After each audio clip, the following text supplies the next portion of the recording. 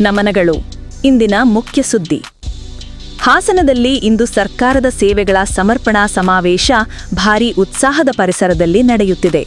ಜಿಲ್ಲಾ ಆಡಳಿತ ಮತ್ತು ಜಿಲ್ಲಾ ಪಂಚಾಯತ್ ಸಂಯುಕ್ತವಾಗಿ ಆಯೋಜಿಸಿರುವ ಈ ಮಹತ್ವದ ಕಾರ್ಯಕ್ರಮದಲ್ಲಿ 300 ಕೋಟಿಗೂ ಹೆಚ್ಚಿನ ಅಭಿವೃದ್ಧಿ ಮತ್ತು ಸಾರ್ವಜನಿಕ ಸೇವಾ ಯೋಜನೆಗಳನ್ನು ಸಾರ್ವಜನಿಕರಿಗೆ ಸಮರ್ಪಿಸಲಾಗುತ್ತಿದೆ.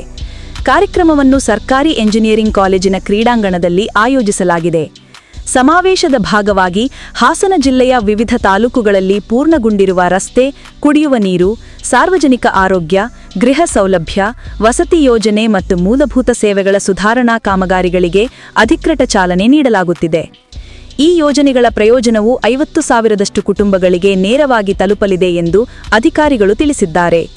ಜಿಲ್ಲಾ ಮಟ್ಟದ ಜನಪ್ರತಿನಿಧಿಗಳು, ಅಧಿಕಾರಿಗಳು ಮತ್ತು ಸಾವಿರಾರು ನಾಗರಿಕರು ಕಾರ್ಯಕ್ರಮದಲ್ಲಿ ಭಾಗಿಯಾಗಲಿದ್ದಾರೆ.